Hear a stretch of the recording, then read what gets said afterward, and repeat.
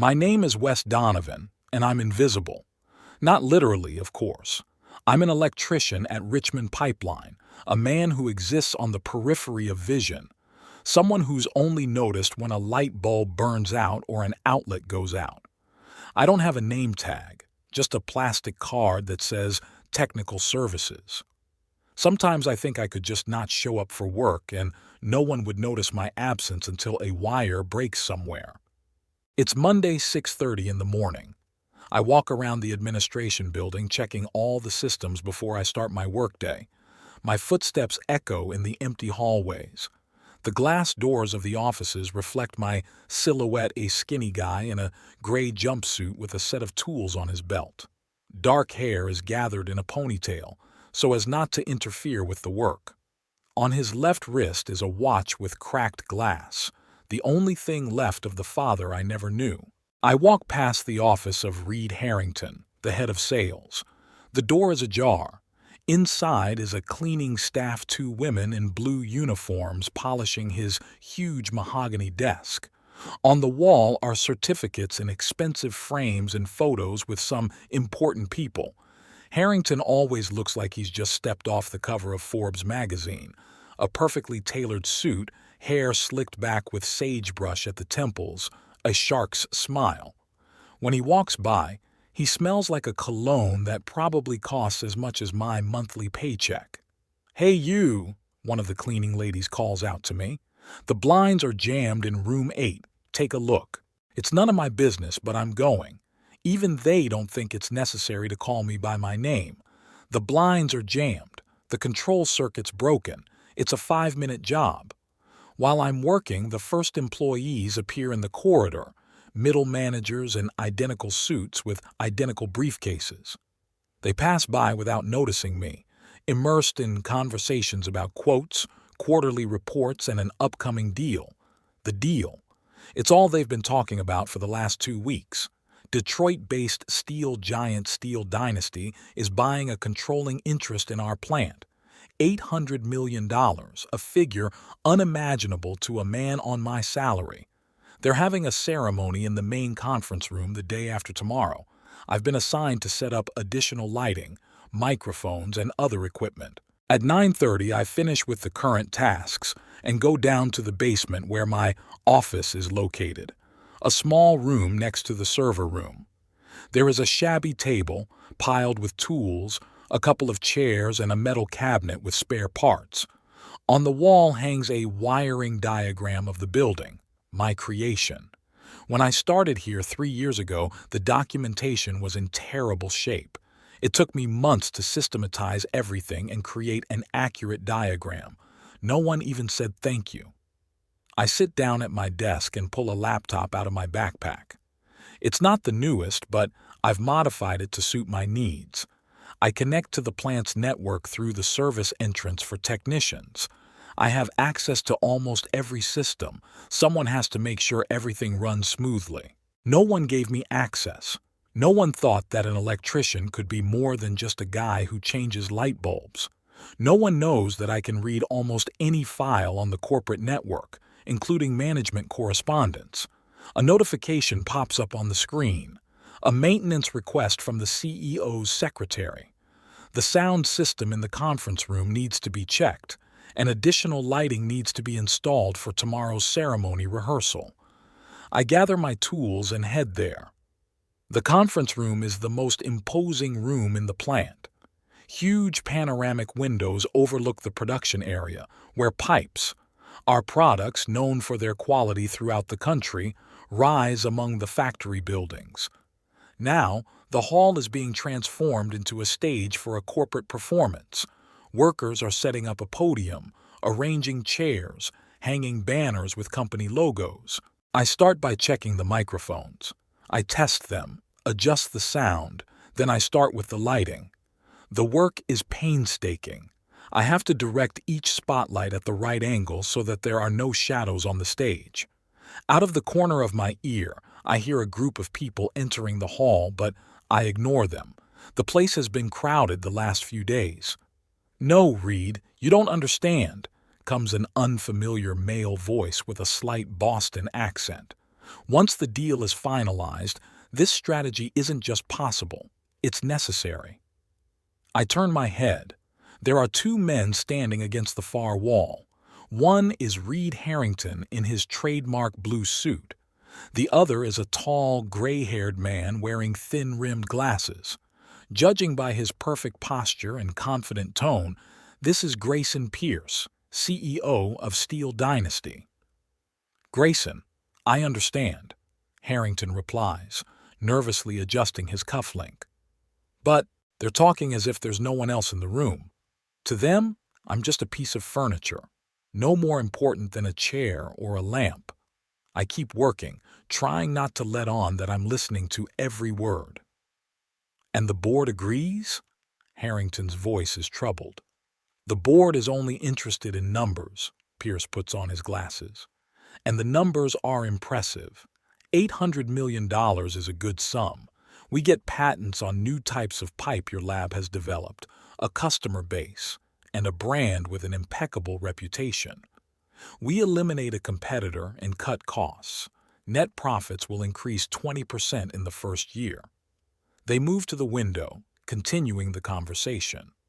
I hear phrases about golden parachutes for top managers, market necessity, and inevitable sacrifices in the name of progress. Harrington gradually revives. Apparently, he realized that his position in the new structure will be secured. They head for the exit, and I turn away, pretending to be completely absorbed in adjusting the lights. When the door closes behind them, I straighten up and wipe the sweat from my forehead. I can see why the deal was moving so quickly and smoothly. Harrington had apparently secured the approval of our management and was handsomely rewarded for it. I finish with the lighting and sit on the edge of the stage. $800 million. That kind of money doesn't even cross my mind. What would I do if I had that kind of money? Probably, first of all, I would buy a normal house, not my rented room in 11 square meters overlooking the brick wall of the neighboring house, but something spacious and bright. I would assemble the perfect computer system for my projects. I would no longer have to save on components and look for used parts, and perhaps would travel. I have never been further than the neighboring state. My thoughts are interrupted by the ringing of my office phone. It's Frank in the administrative office, an invisible man, like me, only in human resources. "West, there's a dress rehearsal for the ceremony tomorrow at 2 o'clock, he says. "I need you to be there, just in case." "I will be," I reply. After the workday is over, I return to my apartment in the old Richmond neighborhood. It's a 5-story brick building from the 19th century that's long overdue for a major renovation. There's no elevator, so I have to walk up to the 4th floor. The smell of fried onions wafts down the hallway as my neighbor, Mrs. Gonzalez, prepares dinner for her large family. My apartment is a modest bachelor's dwelling. A small room with a worn sofa where I sleep, a kitchenette with a minimal set of dishes, and a bathroom with a leaky faucet. But the most important thing here is my desk by the window. There are 3 monitors on it, connected to a homemade computer, assembled from the best components I could afford. Next to it is a rack of books on programming, cybersecurity, and electronics. I shed my work clothes, shower, and cook a simple dinner of pasta and tomato sauce from a can. I eat it right at my computer, watching the news of the tech world. Then I go to an encrypted forum where people like me, self-taught in the field of information security, communicate. Here I am known under the nickname Red Mouse, and unlike in real life, I am respected for my knowledge and skills. Today the forum is discussing a new vulnerability in a popular banking system. I read the thread, analyze the presented code, and leave a couple of comments. Then I go to a private chat room where I am offered another part-time job to find weaknesses in the security system of an online store. Legal pen test, nothing criminal. I agree. Extra money never hurts. I work until 2 o'clock in the morning, then turn off the computer and go to bed. I can't sleep. My mind is reeling with fragments of an overheard conversation. $800 million. Obvious downsizing. $1 million bonus for Harrington. I roll over onto my other side. Outside the window, the neon sign of a 24-hour laundromat flashes, painting the wall of the room alternately red and blue. Somewhere in the distance, the siren of a police car howls, the usual sounds of the city at night. I get to work an hour before the official start of the day. I have to finish setting up the equipment in the conference room. I didn't have time yesterday. It's going to be a busy day. Today is the dress rehearsal. Tomorrow, the ceremony itself. The organizers of the event are already bustling in the hall, setting up some stands, hanging posters, moving something. I silently begin my work. As always, no one pays attention to me, but I'm fine with that. Today is the big day for Richmond Pipeline, the signing ceremony for the deal with Steel Dynasty. I get to work earlier than usual, 7 in the morning. The security guard at the gatehouse barely raises his eyes from the crossword puzzle when I put my pass in the scanner. To him, I'm just another cog in the factory mechanism, not even worthy of a greeting. The administration building is unusually busy for early morning. Cleaners are polishing every surface. Florists are arranging floral arrangements in the lobby and corridors, and catering staff are preparing tables for a buffet. I walk past them to the stairs leading to the basement where my office is located. On the table is a printout of the tasks for the day. The first item is to change the light bulbs in Reed Harrington's office. Apparently, the sales chief wants his office to shine like never before on the day of his triumph. I gather the necessary tools and lamps, head up to the 3rd floor. The corridor is empty. It's too early for most of the staff. The door to Harrington's office is unlocked. Inside, there's perfect order, not a single dust speck on the massive mahogany desk, the leather chair neatly pushed in, the folders on the shelves arranged by color and size. On the wall are expensive framed paintings and photographs of Harrington with famous businessmen and politicians. He stands among them as an equal with the same shark-like smile and cold stare. I set the stepladder under the first lamp and begin work. The lamps here are not ordinary, special ones with a certain color temperature, creating the right lighting for important negotiations. They cost 5 times as much as ordinary ones. I change them one by one, trying not to leave any imprints on the glossy surface. I finish with the ceiling lights and move on to the table lamp. At that moment, the door opens and Harrington himself enters, impeccably dressed as always. He freezes for a moment when he sees me, as if he can't understand what creature has invaded his perfect space. "Ah, the electrician," he says, finally, not bothering to use my name. "Finish up quickly. I have a meeting in 20 minutes. "Yes, sir," I reply. "I'm almost done." He walks over to the desk without looking at me. He takes some documents out of his briefcase and starts looking through them, occasionally making notes with an expensive pen. I silently finish my work with the desk lamp, trying to move as quietly as possible. There's a knock at the door. Harrington lifts his head from the papers. "Come in." Mercedes Collier, the CFO, enters the office. She is a tall, slender woman with perfectly styled blonde hair. Her slim suit emphasizes her figure, but her expression is the impenetrable mask of a businesswoman. "Reed, the paperwork is almost done," she says, not noticing my presence. "The lawyers have made the final edits. I need your approval before the final stamp." "Okay, I'll be right in the conference room," Harrington replies. Mercedes nods and turns to leave. At that moment, Grayson Pierce, the CEO of Steel Dynasty, appears in the doorway. He's holding a small box wrapped in expensive, gold-embossed paper. "Reed, my friend."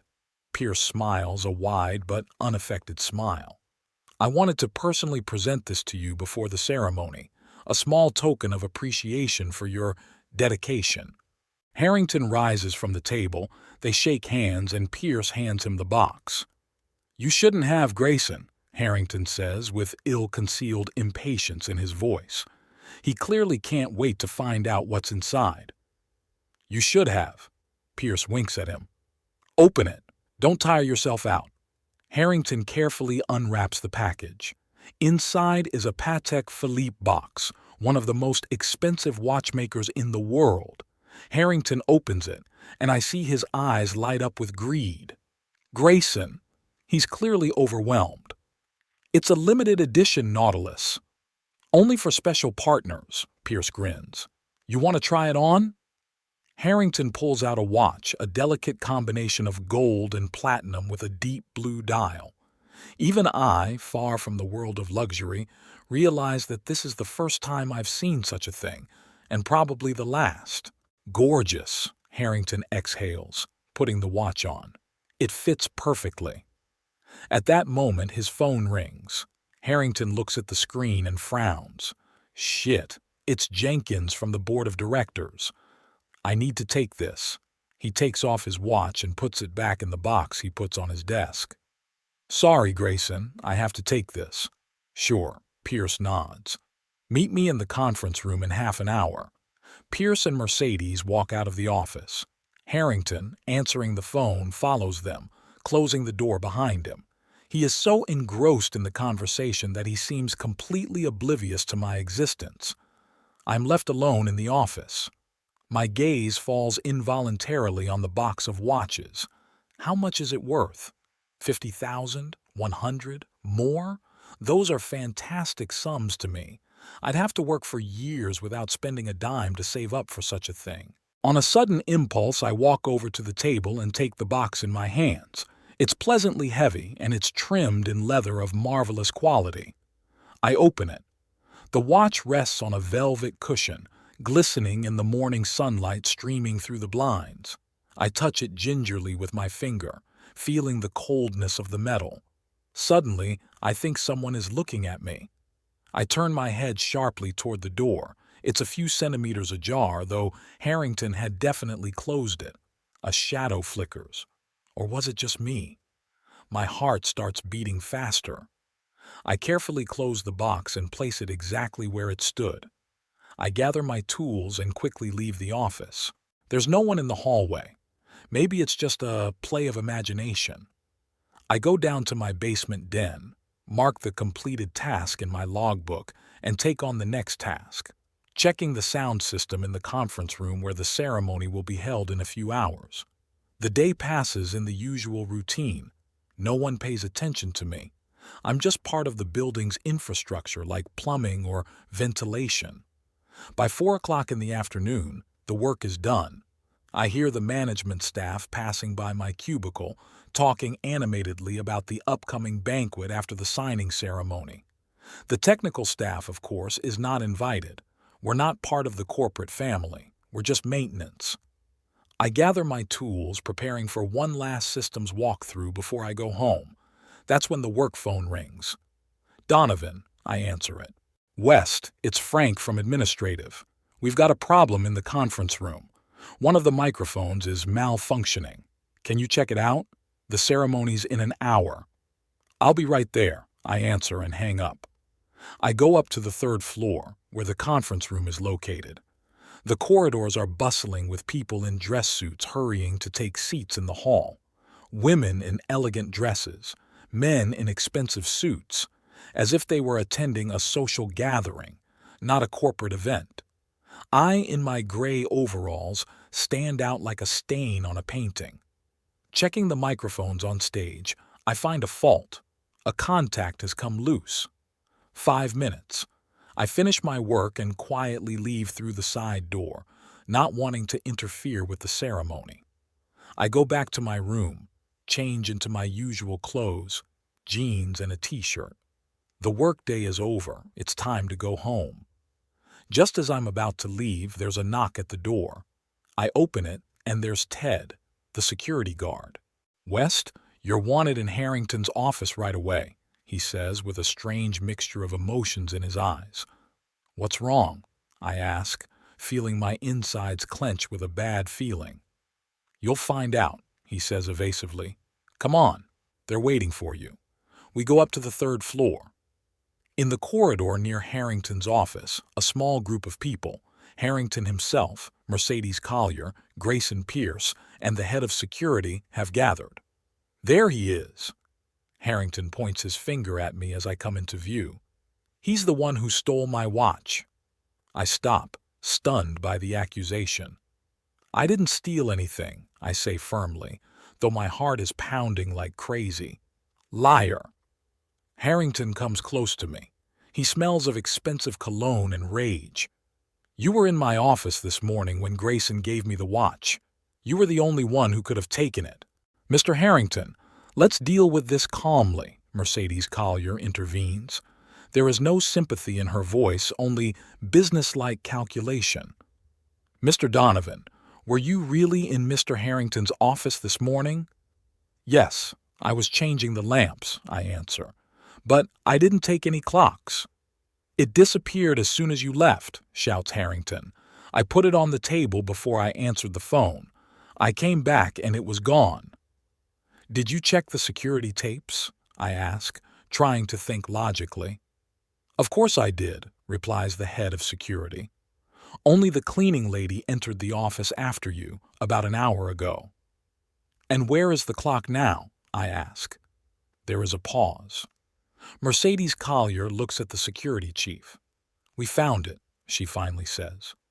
In the top drawer of Mr. Harrington's desk. Which I haven't opened since this morning, Harrington exclaims. They were obviously planted when the search began. Or you put them there yourself and forgot them, I say quietly, unable to restrain myself. Harrington's face is bloodshot with rage. How dare you, you lowlife! He takes a step toward me, as if he's going to hit me, but Pierce holds up his hand. Reed, calm down, he says. We got the watch. That's all that matters. No, it's not. Harrington pulls his arm out. The main thing is that this man wanted to steal my present. The watch is worth $170,000. I demand that he be fired immediately and handed over to the police. Mercedes Collier sighs and looks at the wristwatch. Reed, this is no time for a scandal. The ceremony is already starting in the hall, the reporters, the guests.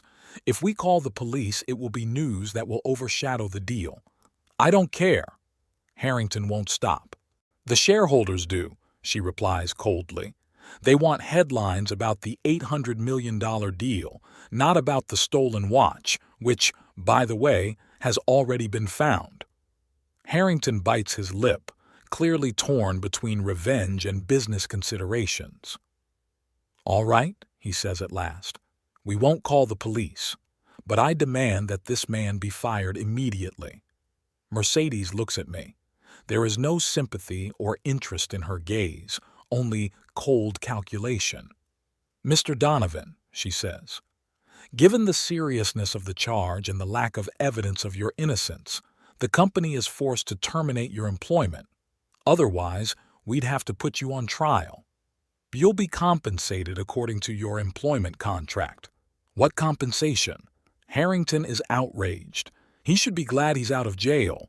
I look at them all, at the furious Harrington, at the cold Mercedes, at the unperturbed Pierce, at the confused security chief. I'm being fired for a crime I didn't commit. In another situation, I would have fought, resented, demanded justice. But now I feel strangely calm. I understand, I say. I'll get my stuff out of my locker and turn in my pass. And don't you dare show your face in the factory, Harrington shouts after me. I walk out of the office, feeling the stares of the other employees gathered in the hallway, attracted by the noise. They look at me with a mixture of curiosity, embarrassment, and relief. It's a good thing this didn't happen to them. No one speaks up in my defense. No one even asks what happened. I'm nothing to them, just an electrician, a cog that can easily be replaced.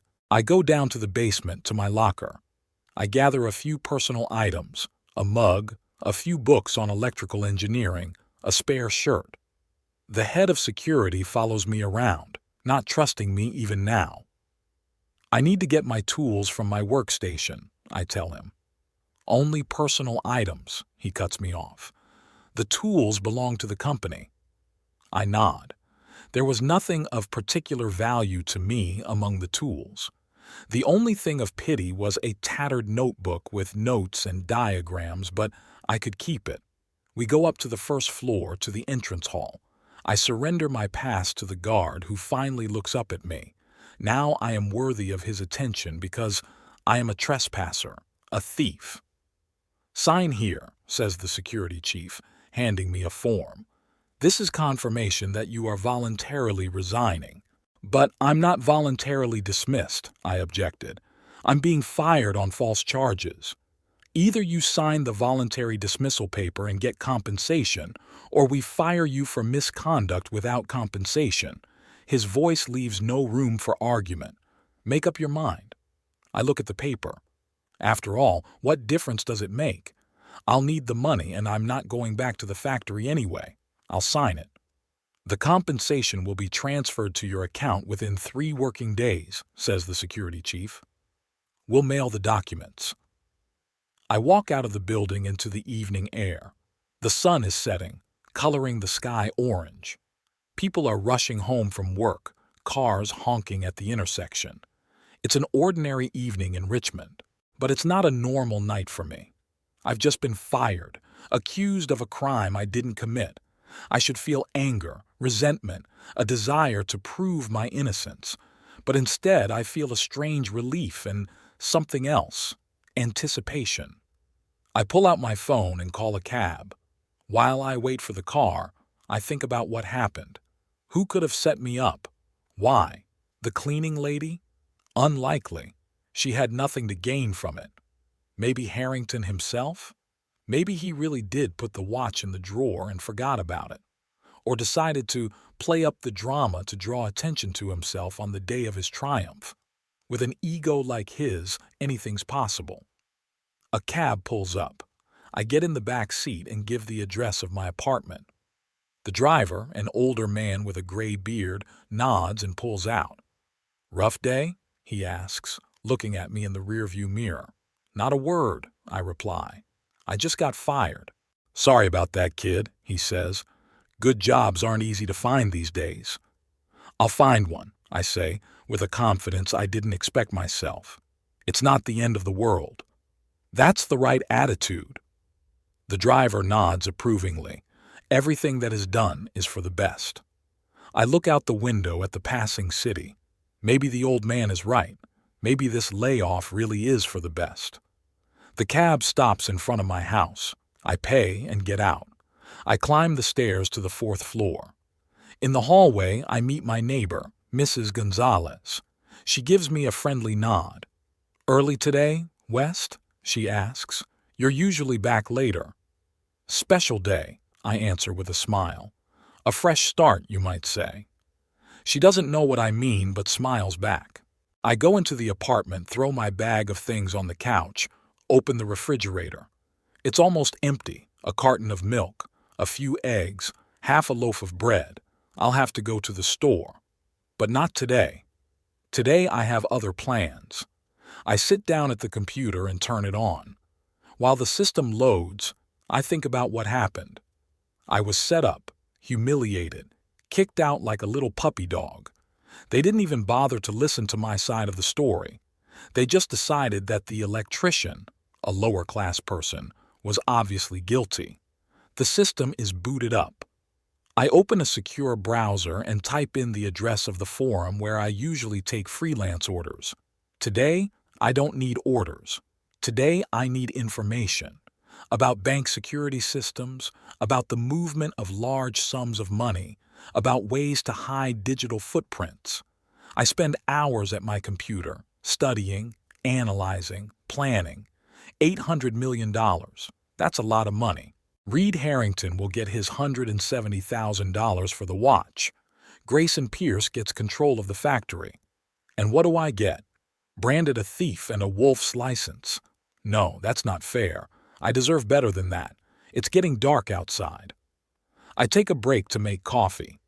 Standing at the window with a steaming cup, I look out at the lights of the city. Somewhere out there, in an expensive restaurant, Harrington, Pierce, and the other bosses are probably eating dinner right now, celebrating a successful deal. They're drinking champagne, eating expensive steaks, laughing at each other's jokes, and they don't even remember today's incident with the electrician who dared to touch their sacred property. Well, let them celebrate. Their celebration won't last long. I return to the computer and continue my work. On the screen are charts, codes, numbers. To most people, it's incomprehensible gibberish. To me, they're tools for future revenge. All my life, I've lived by the rules. I've been honest to the point of pain, paid my taxes to the last dime, never took anyone else's money, not even a paperclip from work, always kept my promises no matter how hard it took. And what did I get in return? An accusation of theft from a man who's probably never been truly honest a day in his life. I go to the window. The city behind the glass is living its life. Windows in the houses are lit. Rare cars pass by. Traffic lights blink at intersections. An ordinary evening for everyone but me. For me, the world has turned upside down tonight. Or maybe it's finally upside down. What if the rules I've been living by are a lie? What if honesty is a luxury only the powerful can afford, those who have already climbed to the top? And for people like me, it's just a way to stay in line, a control mechanism. I'm back on the computer.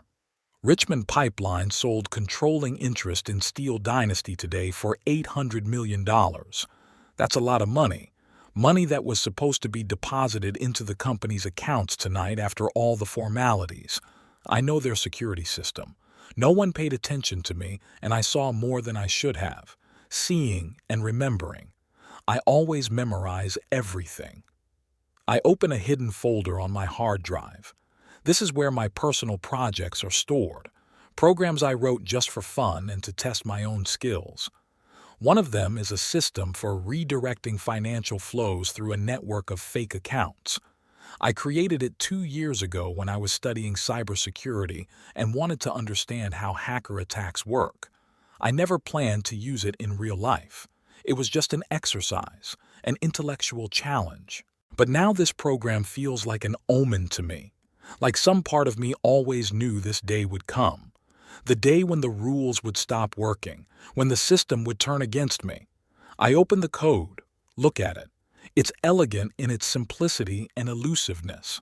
The program is capable of diverting money flows through dozens of intermediate accounts in different jurisdictions, muddling the trail so that it becomes almost impossible to trace the final recipient.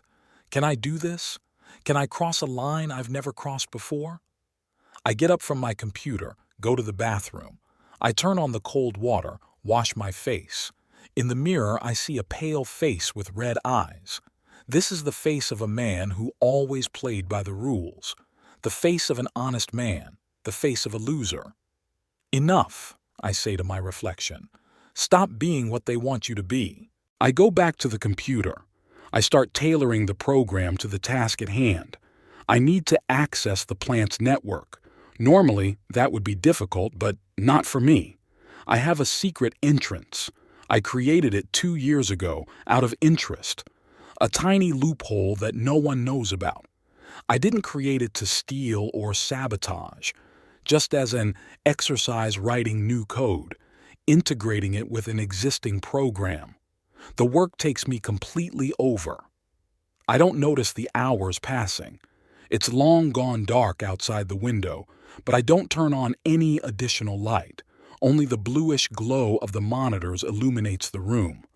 I create a chain of offshore accounts in Belize, the Cayman Islands, Liechtenstein, Singapore, Hong Kong. I use the knowledge I once had about banking systems and their vulnerabilities. It's like playing chess with an invisible opponent. You have to anticipate every move, calculate every opportunity. The final account is anonymous, tied to a cryptocurrency wallet. Even if someone manages to get through all the intermediate links, which is almost impossible, they will run into the blockchain's wall of anonymity. Every now and then I stop, take a sip of water, look out the window at the nighttime city. Doubts come and go. Part of me still clings to old principles, whispering that I'm crossing a line from which there is no return. But another part, a stronger part, responds. Didn't they cross the line first when they accuse me of a crime I didn't commit? My gaze falls on the clock. It's the third hour. Soon. I need to finalize the last preparations. I create another piece of code, a virus that will freeze the plant system after the money is transferred. That will give me time, a few hours or even days, before anyone realizes what's happened. The finishing touches are in place and the program is ready. I check every line of code, making sure there are no bugs or vulnerabilities. Everything is perfect. Now all that's left is to decide. I look at the Run button on the screen. One click and there's no turning back. One click and I become what I've always shunned, a thief, a criminal, an outlaw. But haven't I already become a criminal in their eyes?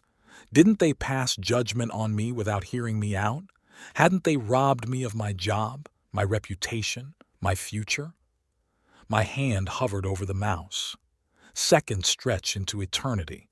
I remember Harrington's face, his contemptuous grin. I remember Mercedes Collier's cold stare. I remember all those people who looked through me for years, to whom I was invisible, a function, not a person. 3 o'clock in the morning, the darkest time of the day, the time before dawn, the time when stars are born and die. I press the button. A progress bar appears on the screen. The program begins to work. First, it establishes a connection to the plant's server through my secret loophole. Then it gets into the financial system, finds the right account, the one that received the $800 million from the deal. My heart is beating so hard, I think it's about to jump out of my chest. My palms are sweating. I can't take my eyes off the screen, off the slowly filling progress bar. The program starts the transfer process. The money begins its journey, first to the first intermediate account, then to the second, third, fourth. Each transfer masquerading as a legitimate transaction, each leaving a false trail that leads away from the true route. 50%, 60, 70. I get up, unable to sit still. I walk across the room, back to the computer, walk again. One thought pulses in my head. What have I done? What have I done? 80%, 90, almost complete. Soon $800 million will end up where? In the void of digital space? In my hands? I don't even know how to answer that question. The money will exist as numbers on a screen, invisible, intangible, but real. 100%. A message appears on the screen, operation completed successfully. And then the second part of the program is launched, a virus that freezes the plant's system. In a few seconds, all Richmond Pipeline computers will stop functioning. No one will be able to log on, check accounts, raise the alarm, at least not right away. I exhale, only now realizing I've been holding my breath. It's done. I've done it. Committed a crime, a real one, not a made-up one. Stole $800 million. A strange feeling fills me. Not fear, not euphoria, not remorse. It's more like a realization of my own power. For the first time in my life, I feel like I really exist, that I could influence the world, change it, not just be a chip in the stream of other people's decisions. I close the program, shut down the computer. I go to the window. The night is slowly receding. The sky in the east is brightening. Soon it will be dawn. I sit down on the sofa, lean back. Tiredness comes in waves, but I can't fall asleep. Thoughts continue to swirl in my head. What will happen next? When will they find it missing? How quickly will they start investigating? How effective will my program be? Will they be able to trace the money? But most importantly, what will I do? How do I live with what I've done? How do I use this money without exposing myself? I don't know the answers to these questions. All I know is there's no turning back. I've crossed the line, burned my bridges. Now I'm outside the system, outside the rules that have always defined my life. Strangely, this thought doesn't scare me. On the contrary, I feel a kind of perverse relief. It's as if a heavy weight has been lifted off my shoulders, the weight of conforming to other people's expectations, the weight of playing by other people's rules. It's starting to get light outside the window, a new day, the first day of my new life. I get up, go to the kitchen, put the kettle on. I make myself a cup of coffee, strong, black, no sugar. I go back to the window with the cup, looking at the waking city. Somewhere out there, in their expensive houses, Harrington and Collier are sleeping peacefully, unaware of what's happened, not knowing what awaits them when they wake up. I wonder how they'll feel when they find out. Shock? Fury? Fear? Will they blame each other? Will they start looking for blame amongst their own? Will they think of me? Will they remember the man they accused of stealing the watch? Will they connect the two events? Probably not. I'm nothing to them, a minority, incapable of anything serious, an electrician who could be accused of petty theft, but not of stealing $800 million. You need connections, education, social standing, all of which I don't have. And that's my advantage. No one suspects a man who's not noticed. I take a sip of coffee. The bitter taste spreads across my tongue. The reality of what's happening slowly dawns on me. I really did it. I really stole $800 million. What now? Run? Hide? Change my appearance, my name, my country of residence? No, that's the first thing they'd expect a thief to do. They'll be looking for someone who suddenly disappeared, cut all ties, started spending a lot of money. What if we do the opposite? Stay, live as before, keep a low profile. Don't spend a dime of the stolen money, at least not until the dust settles. I could get a new job as inconspicuous as the old one. I can rent the same apartment, wear the same clothes, eat the same food. Be a shadow, invisible, the role I've played all my life. In the meantime, the money will be waiting, in digital space, inaccessible to anyone but me, my insurance, my ticket to another life, when the time comes. I finish my coffee, placing the cup on the windowsill. My mind finally clears. A plan begins to take shape. First, we have to cover our tracks, remove everything that connects me to the crime, erase the code from my computer, destroy all notes, sketches, drafts, create the perfect alibi for the theft. Then, lay low, become invisible not only to former co-workers, but to the entire system. Minimize the digital footprint, avoid surveillance cameras, pay cash, and wait. Watch from afar as the drama unfolds at Richmond Pipeline, as they search for money and culprits, how they blame each other, how careers and reputations are ruined. And then, when the noise dies down, when the case is closed as hopeless, then you can think about the next step, a new life, about how to use that money to never again be someone who can be humiliated with impunity. I look at my reflection in the window pane. I see myself, an ordinary man, unremarkable. But inside that ordinary man now lives someone else, someone capable of something I've never thought of before, someone with the courage, or madness, to challenge the system. I don't know what to call this new me. I don't know whether to be proud of it or ashamed of it. All I know is that there is no turning back. There is only the road ahead, into the unknown, into a new life that I have chosen for myself. It's fully dawned outside the window. A new day begins. Somewhere in the city, people are waking up, turning on their computers, trying to log into the Richmond Pipeline, and they can't. Panic sets in, calls to IT, management. No one knows the money's missing yet, but they will soon. And I'm sitting in my small apartment, looking at the rising sun and feeling strangely calm. For the first time in my life, I'm not a victim of circumstance, not a pawn in someone else's game. For the first time, I'm the one who makes the rules. $800 million, a sum that could change the world, or at least my world. I get up, go to the bathroom, shower, shave, brush my teeth, the usual morning rituals.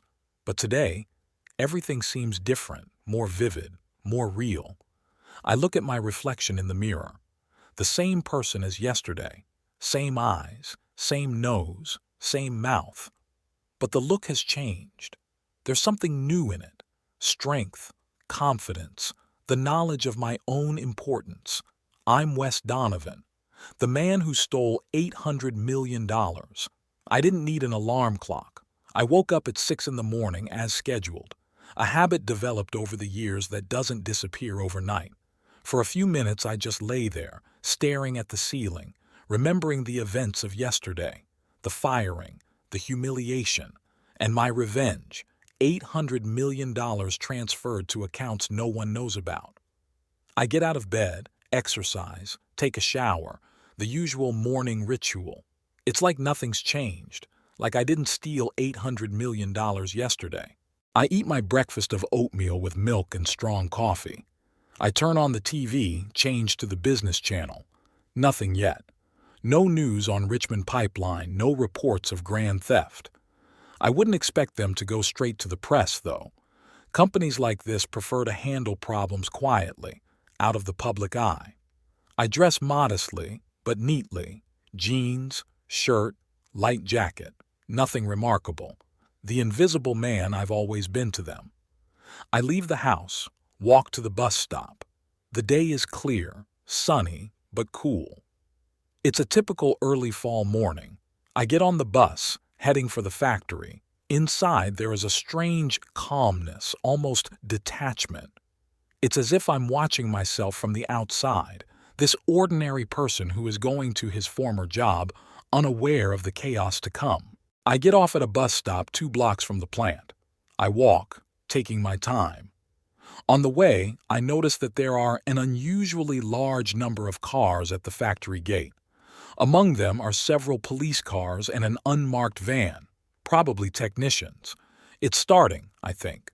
They've already discovered the disappearance. I approach the gatehouse. The guard recognizes me, frowns. "West? What are you doing here?" "I need to pick up my paycheck," I answer calmly. "I didn't have time yesterday, it all happened too fast." He hesitates, then picks up the internal phone, dials a number. "Mr. Hawkins, it's Jim at the front desk. Donovan's here to pick up the check." "Yeah, that's the one. Got it." He hangs up, looks at me. "Wait here. They'll come down for you." I nod, step aside. 2 men in suits enter the gatehouse, show their IDs, I can't see which ones, and go inside.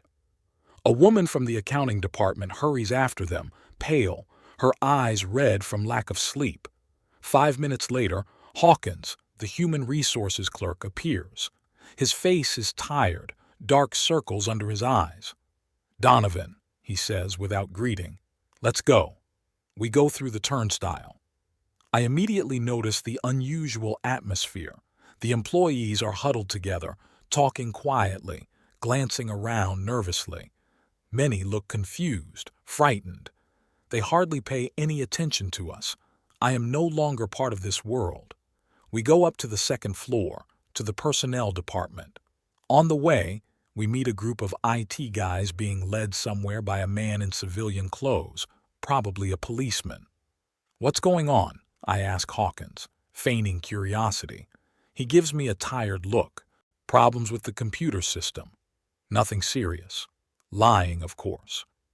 I see his eyelid twitch, a sure sign of stress. In the HR office, Hawkins takes my paperwork and an envelope out of the safe.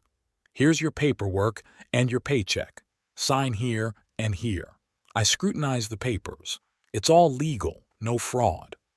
"Thank you," I say, signing for it. Hawkins nods, clearly wanting to get this formality over with and get back to the real issues. "Is that it?" I ask. "Yes, that's it." He stands up, signaling that the conversation is over. I get up too, but I hesitate at the door. "I heard there was a big ceremony yesterday. How'd it go?" Hawkins tenses up. "It was fine. It was fine." "And today?" I can't stop asking. "Did something happen? There's so many police." "Donovan, it's none of your business," he cuts me off. "You don't work at Richmond Pipeline anymore." "Of course I am," I nod. "I'm just curious. I worked here for 4 years." "Just a routine security check," he says grudgingly. "Now, if you don't mind." He waves his hand at the door, inviting me out. I go down to the first floor. The lobby is unusually busy. Employees are gathered in groups, discussing something in whispers. I head for the exit, but at that moment the doors to the main conference room swing open, and a group of people emerge. Among them is Grayson Pierce, the CEO of Steel Dynasty, yesterday's hero of the day. Today he looks different. His face is twisted with rage, his tie is bunched up, there's a coffee stain on his jacket. "I want to know who did this," he shouts to someone following him. "I want a name, today." Behind him is Mercedes Collier, pale but calm. "Mr. Pierce, we're doing everything we can. The police are working. It's restoring the system. We need time." "We don't have time," Pierce barks. "The stock is dropping every minute. The board is demanding an explanation. The press has already gotten wind that something's going on." They pass by without noticing me. I'm invisible, a shadow among shadows. That's exactly what I was counting on.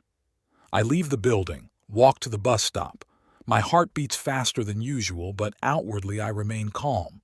I sit down on a bench, pull out my phone, pretend to read the news. 5 minutes later, 2 employees of the plant come to the stop. I've met them in the corridors, but I don't remember which department they are from. They don't recognize me. "All the IT guys have been questioned," the guy says. Jim says they're in shock. Nobody understands how this happened. "What exactly happened?" the woman asks. "There's all kinds of rumors." "The money's gone," the guy lowers his voice. "All the money from yesterday's deal, $800 million, disappeared."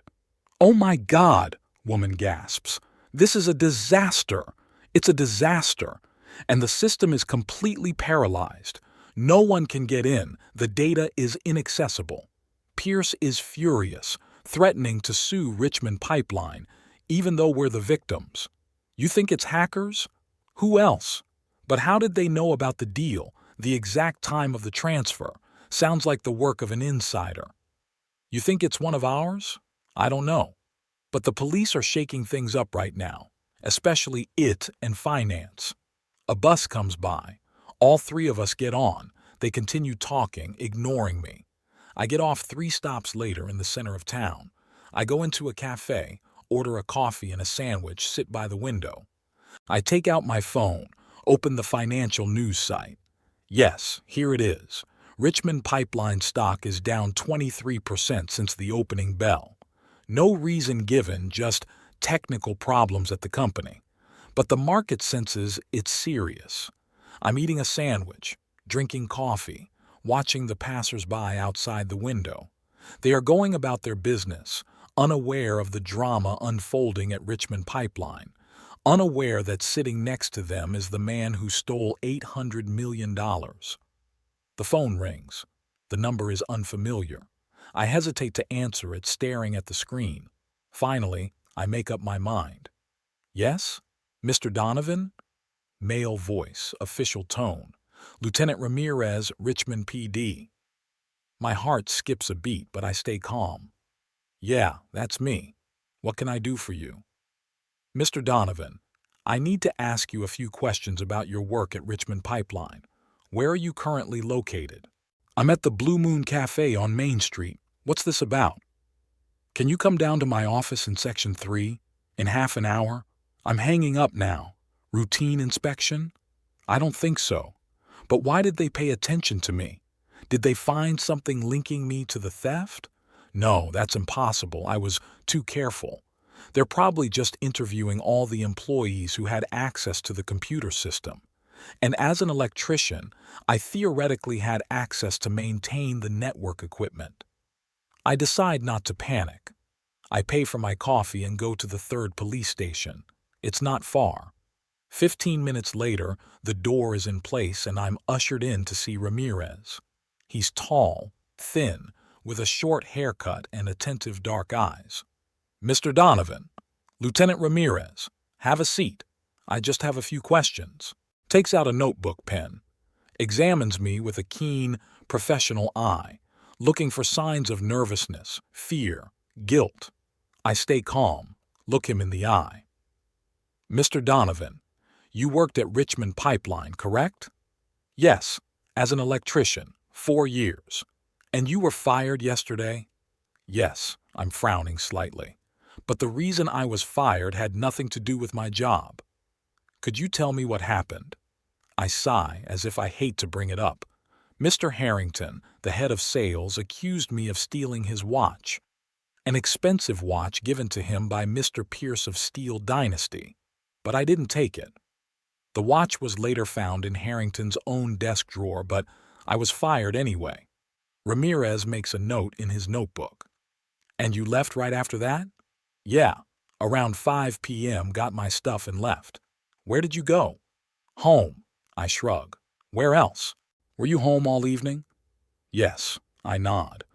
I had dinner, watched TV, then went to bed early. The events of the day upset me. I understand. Ramirez nods. Did you come to the factory again today? Yes, for paperwork and payroll. Hawkins and HR gave me everything I needed. And what did you notice at the plant? I'm pretending to think. Unusual activity. Police, some technicians. Employees are nervous, whispering. I ask Hawkins what's going on, but he says it's just a security check. Ramirez looks at me, squinting a little. Mr. Donovan, Richmond Pipeline is in serious trouble. Someone hacked into their computer system and stole a large sum of money. I'm acting surprised. You are? That's, terrible. But what does it have to do with me? Probably nothing, Ramirez says. We're interviewing all the employees, especially those who had access to the computer system. I'm an electrician, Lieutenant. I smile slightly. I change light bulbs and fix wiring. Computers aren't my field. But you had access to the server room, right? For electrical maintenance? No, IT guys do it themselves. Well, I used to change light bulbs. I see. Ramirez makes another note. Mr. Donovan, have you ever studied programming or cybersecurity? That's it. Key question. If I say no and they find something in my past, programming books, courses, internet records, it's going to look suspicious. If I say yes, I'll draw attention too. A little bit, I answer. Self-education. I read books, took online courses. It's a hobby, nothing serious. What aspects of programming were you interested in? Various. I shrug my shoulders. Basic languages, Python, Java, a bit of web development. I was thinking of changing my profession, to be honest. Electrician is not the kind of job you dream of as a kid. Ramirez nods as if he understands. Do you have a computer at home? Yeah, just a laptop, nothing fancy. Mr. Donovan, I have to ask, did you have anything to do with hacking into the Richmond Pipeline system? I'm looking him straight in the eye. No, Lieutenant. No, I didn't. I was angry about the unfair dismissal, no argument. But from that to cybercrime is a huge distance.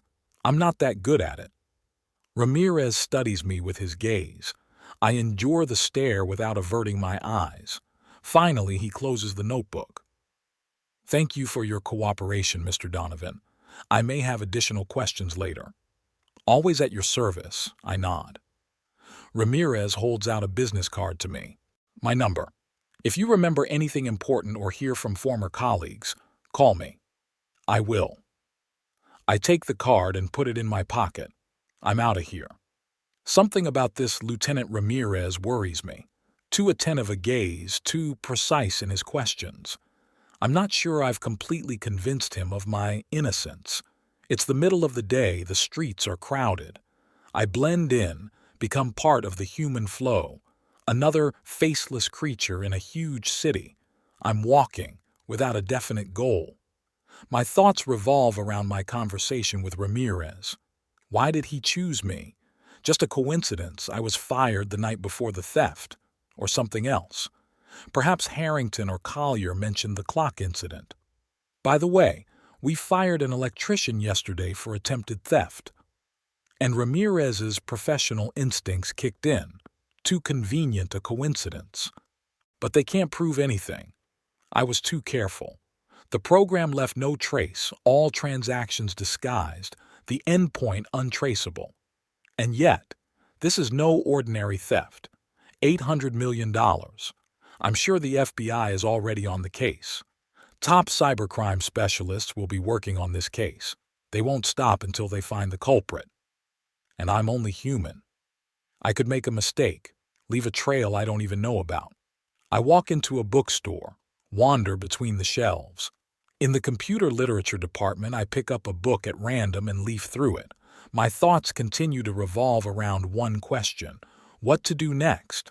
It's getting dangerous to stay in Richmond. Ramirez is already interested in me.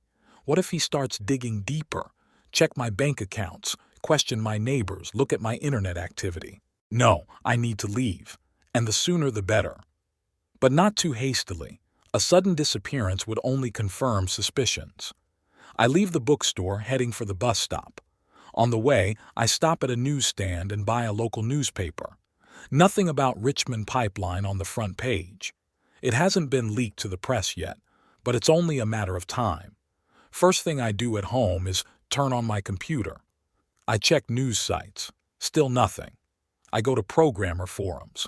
No discussion of the Richmond Pipeline hack. It's still early. I'm starting to plan my departure. I need to disappear in a way that feels natural. No sudden decisions, no rush. I could say I found a new job in another city, or that I decided to visit relatives. I have a cousin in Chicago. We haven't spoken in years, but it's a good excuse. And then I'd go abroad, somewhere where there's no extradition, where you can get lost. $800 million opens a lot of doors, but first I have to make sure I'm not followed. Lieutenant Ramirez seemed too perceptive. What if he's already set up surveillance? I go to the window, look out cautiously. Streets like a street, cars, passers-by, nothing suspicious. But I'm not an expert at surveillance. I might not notice the professionals. I decide to check it out. I take my jacket, I leave the apartment. I go down the stairs, go out the back door. I go around the block, come back the other way. I look for unusual cars, people sitting too long in one place. Looks clean. But that doesn't mean I'm not being watched electronically. Phone tapping, monitoring internet activity. I have to be careful. I get home, start packing. Some clothes, papers, a few books. Everything I can carry in one backpack. The rest, I'll have to leave behind. The rent's paid for a month in advance, so that won't be a problem. Utilities can be paid online. I'm checking anonymous accounts through a secure connection. The money's there, all $800 million. No activity, no attempt to trace the transactions. For now.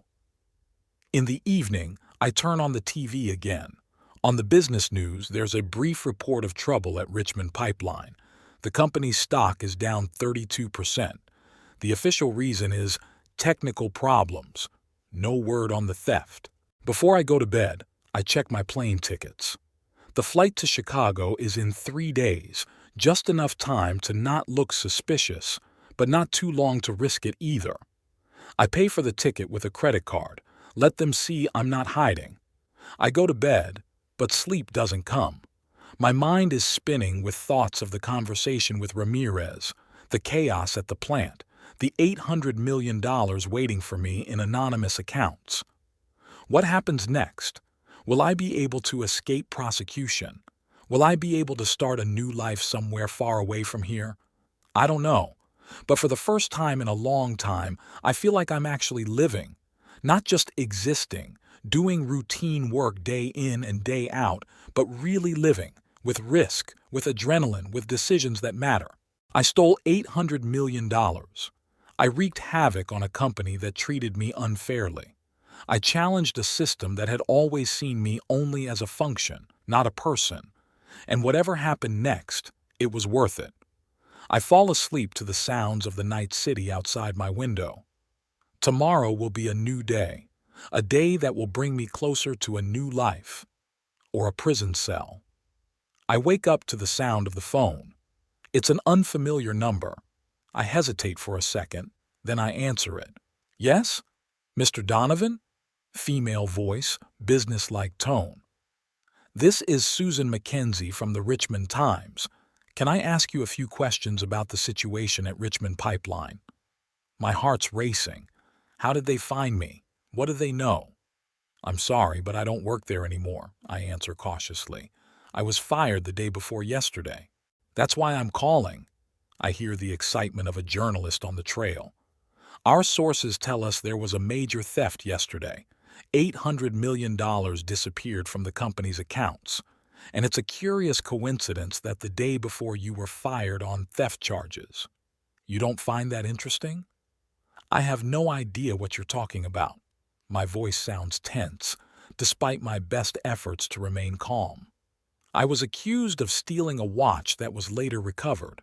It was a mistake, but I was fired anyway.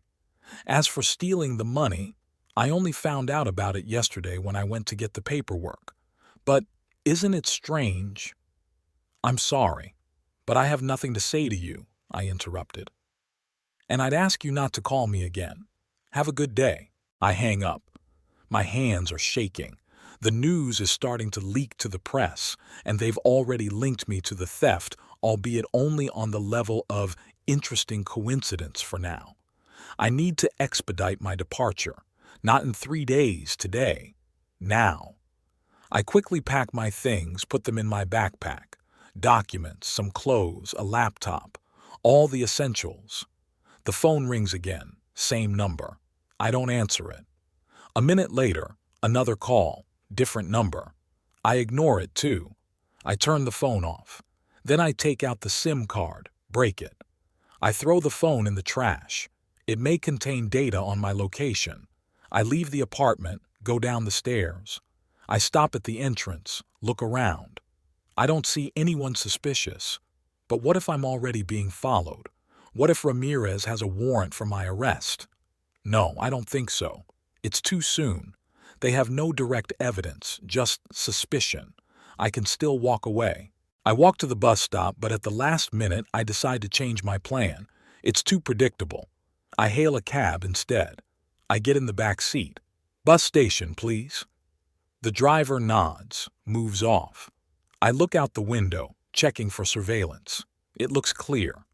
At the bus station, I buy a ticket to Richmond, a small town in a neighboring state, our Richmond's namesake. I pay cash without leaving a digital footprint. The bus leaves in 20 minutes. I sit in the far corner of the waiting room, pulling my cap over my eyes. I watch the people coming in. Are there any police officers among them, or journalists looking for a scoop? A woman with 2 children enters, an elderly couple, a group of students with backpacks, ordinary people going about their business. No one pays any attention to me. The bus pulls away. I look back. No one. Gone. Saved. At least for now. On the way to a neighboring state, I watch the news on my tablet via mobile internet. Richmond Pipeline confirmed the theft, but won't say how much. The company's stock is down 40%. Grayson Pierce is demanding an immediate investigation and a refund. No word on suspects, but it's only a matter of time. Soon my name could be in the news. I change buses in Little Richmond and I'm on my way to Atlanta. From there, I can fly overseas. Where to, I haven't decided yet. Mexico, maybe, or Costa Rica. Countries with warm climates and not too strict laws. I arrive in Atlanta late at night. I stop at a cheap motel on the outskirts, pay cash. I give an assumed name, John Smith. No one checks. In the room, I turn on the TV. National news, economics section. The announcer reports an unprecedented cyber attack on Richmond Pipeline. The company has lost a significant amount of money, the exact amount not disclosed. The FBI has joined the investigation, changing the channel, talk shows, sports, reality TV, the regular evening program. The world goes on with its life, not realizing that one of the largest hacker hacks in the history of the country was committed not by a professional group of cybercriminals, but by an ordinary electrician who just wanted to avenge an unjust accusation. Turning off the TV, I lie down on the bed. Tomorrow I need to find a way to get to the airport and out of the country safely. Maybe use a fake person to buy a ticket, or use forged documents, though I have no idea where to get them. $800 million gives you a lot of options, but first I have to get out of the country. I fall asleep with anxious thoughts. In my dream, I see Ramirez chasing me down the endless corridors of the Richmond pipeline. I run, and he walks at a measured pace, but somehow always ends up ahead of me, blocking the way to the exit. I wake up in a cold sweat. It's early morning outside my window, barely light. I take a shower, trying to wash away the anxiety and fear. I can't. I leave the motel, go to the cafe across the street.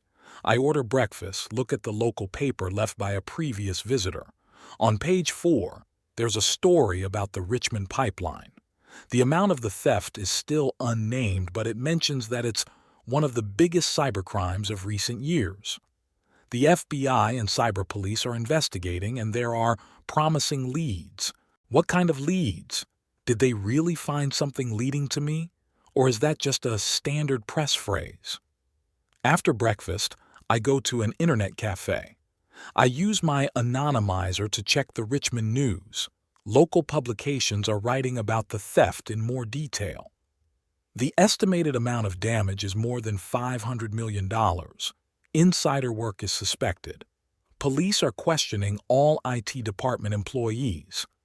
My name is not mentioned anywhere, for now. Checking the status of the anonymous accounts. The money is in place, no activity. The security system I set up is working perfectly. Leaving the internet cafe, heading to the bus stop. I go to downtown Atlanta to one of the malls.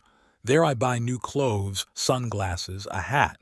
I change my appearance as much as possible without drastic measures. I change in the mall bathroom, throw away the old clothes.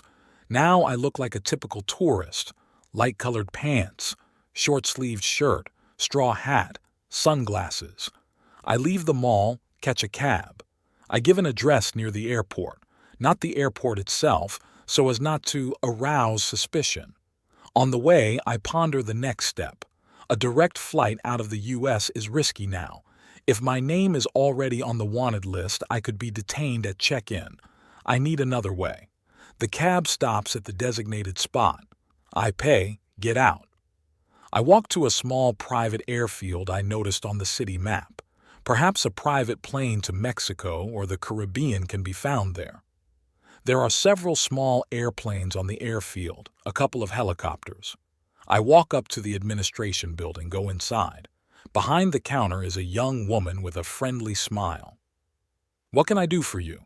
"I'm looking to charter a private jet to Cancun," I say. "Today or tomorrow?" "Just a minute." She checks something on her computer. "We have a Cessna available and it can leave tomorrow morning. The cost is $6,000. "Great," I nod. "I'm good with that." "You need to fill out a form and pay in advance." She hands me the form.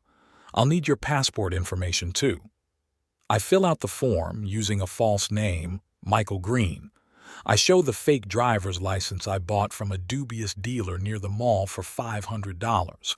I hope their cursory examination will be enough. The girl accepts the documents without showing suspicion. I make an advance payment in cash, $3,000. "The flight leaves tomorrow morning at 9, she says. "Arrive an hour before for the paperwork." "Thank you," I smile. "See you tomorrow." I leave the airfield with a sense of temporary relief. 24 more hours and I'll be outside the United States. And it's easier there with my money. I can disappear almost anywhere.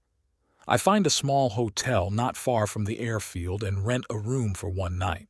I pay cash again, using the same assumed name. I don't sleep much at night.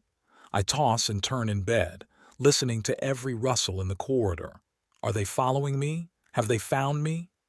Early in the morning, I pack my things, go down to the lobby. I pay for my room, go outside. I catch a cab, go to the airfield.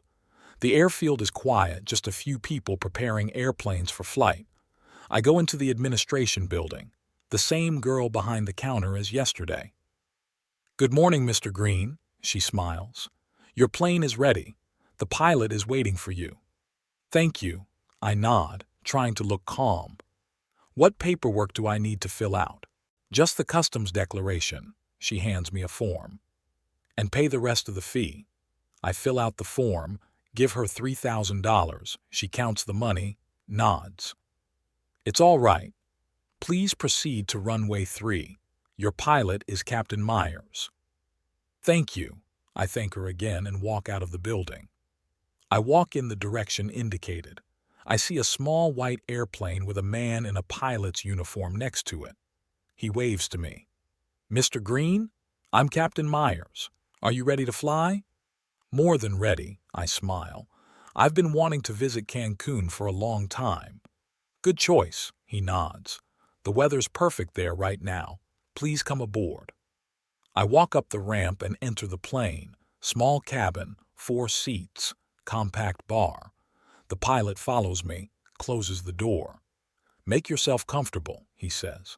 "The flight will take about 3 hours." I get into the seat, buckle up. The pilot begins pre-flight preparations. I look out the window at the airfield. No sign of the police, no fuss. Everything is going according to plan. The engines start. The plane begins to move toward the runway. A few more minutes and I'll be in the air, on my way to a new life. Dawn found me already on the highway, 100 kilometers from Richmond. I drove away without looking back. The city where I'd been humiliated, where I'd gotten my revenge, where I'd fled from, was just a dot on the map behind me. 3 days on the road and there it was, Oregon. The Pacific coast greeted me with fog and the sound of the surf. The small town of Astoria, sandwiched between wooded hills and the ocean, seemed like the perfect place to get lost. No one here knew Donovan West. No one would connect me to the missing millions. Got a motel room overlooking the ocean. 3 days just listening to the waves and thinking about the past, about the future, about money hidden in accounts no one could get to. On the 4th day, I bought a mobile home, spacious, with panoramic windows and all the amenities. The salesman, a gray-haired sea wolf, patted me on the shoulder. "Good choice, kid. Freedom on wheels. Freedom. Exactly what I'd longed for all my life. Not wealth, though I had millions now. Not power, even though I had brought corporate giants to their knees. Just the freedom to go wherever I wanted, to live however I wanted." I spent my first night in my new home on a cliff above the ocean. I fell asleep to the sound of the waves, woke up to the first rays of the sun. No alarm clocks, no deadlines, no bosses. Ahead were the endless roads of America, mountains and canyons, deserts and forests, small towns and national parks. It's all available to me now, all waiting. Sometimes I turn on the news, checking to see if there's anything about the Richmond pipeline, the missing millions, the humble electrician who disappeared without a trace. But there's nothing. Either they've hushed up the scandal or they're looking for me somewhere else. Now I'm just a man with a motorhome, a traveler with no particular purpose, a man finally living the life I've always dreamed of. Sometimes when I look up at the night sky somewhere in the Nevada desert or on the shores of a lake in Montana, I wonder if it was worth it. And every time I answer myself, yes. Even if they find me tomorrow, these days of freedom were worth it. But so far, no one's looking for me. And I go on, towards a new dawn, new horizons, a new life. A life I've chosen for myself.